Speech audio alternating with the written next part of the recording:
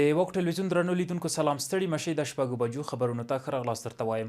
د اسلامي امارت ویاند ذبیح الله مجاهد وایي اسلامي امارت د تفاهم او د ستونزو د حل په موخه د دوحې په غونډه کې ګډون کوي.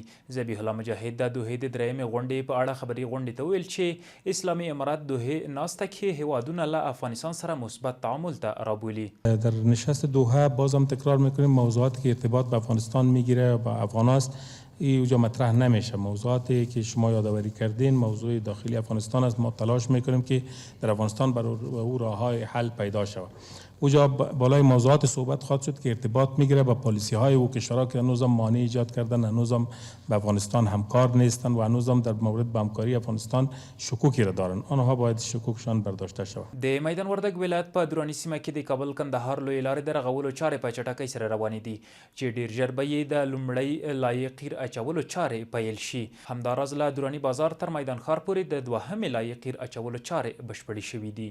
سږ کال په میدان وردګ ولایت کې د ګیلاس حاصلات زیات شوي دي. د دې ولایت باغداران وایي چې سږ کال یې د ګیلاس حاصلات ښه دي خو د پلور مناسب بازار نه لري او بیې یې ټیټې دي. حاصلات ښه دي نظر پرو سکته. سږ کال حاصلات بد نه دي. د حاصلاتو نه راضي د الان هم راضي خو صرف فقط د نرخونه خراب دي. نرخونه نرخ نه لري. د ملي دفاع وزارت پاکستان د دفاع وزیر د وروستیو څرګندونو په غبرګون کې ویلي د افغانستان د ملي حاکمیت د نقص په اړه څرګندونې ناسنجول شوی عمل دی. د هیچا په ګټه به نه وي. دفاع وزارت پر ایکس لیکلي چې هر عنوان او هر بهانه هر څوک د افغانستان پر حریم برید وکړي نو د پایلو مسؤلیت به یې پر خپله غاړه وي. دغه څرګندونې وروسته له هغه کیږي چې د پاکستان دفاع وزیر خواجه آصف یو ځل بیا ادعا کړې چې ټي ټي پي په افغان خاوره کې دی او دوی پرې د برید حق لري. د افغانستان لپاره د ملګرو ملتونو بشري حقوقو شورا ځانګړی راپور ورکوونکی ریچارډ بینټ وایي نړیواله ټولنه باید د افغان ښځو د حقونو لپاره غږ پورته کړي.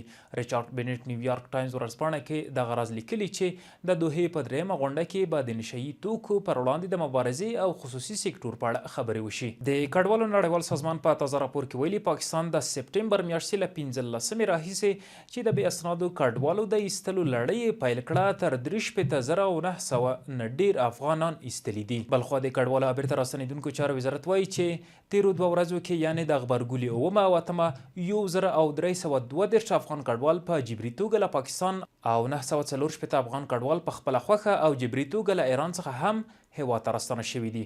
د یاد وزارت په وینا له یو شمېر راستنه شویو کډوالو سره نغدي مرسته شوې او یو شمېر نور یې د اړینو مرستو ترلاسه کولو په موخه مرستندویو سازمانونو ته ورپېژندل شوي دي. او له هیواده بهر د ایران د ټاکنو بنسټ اعلان کړی چې د یاد هیواد د ولسمشرۍ ټاکنې د نوماندانو له لوري د اکثریت رایو د نه ترلاسه کولو له امله دویم پړاو ته لاړې. په دویم پړاو کې به 2 مخکښ نوماندان مسعود پزشکیان او سعید جلیلي له یو بل سره سیالي وکړي. د ټاکنو د یاد بنسټ په وینا د ټاکنو دویم پړاو به د جمعې په ورځ یعنی د چنګاښ په 15مه نیټه ترسره شي. د اسرائیلو د 12 ټلویزیوني شبکې د یو نظر پوښتنې پایلې ښیي چې 2/3 برخه اسرائیلیان په راتلونکو ټاکنو کې د نتنیاهو د نه ګډون او د سیاسي ډګر د پرېښودلو غوښتونکي دي. د دغه نظر پوښتنې د ارقامو له مخې له 6 سلنې ډیر اسرائیلیان د لومړي وزیر د استعفا غوښتونکي دي. د یادونې وړ ده چې نتنیاهو په غزه کې د جګړې له امله د اسرائیلو ترمنځ خپل محبوبیت له لاسه ورکړی او ډیری اسرائیلیان یې د استعفا غوښتنه کوي. او د سپورت له ډګره هند که جنوبي افریقا. د هند او جنوبي افریقا ملي ټیمونه نن په ویسټ انډیز کې د 20 ورځ نړیوال جام پایلو به کوي.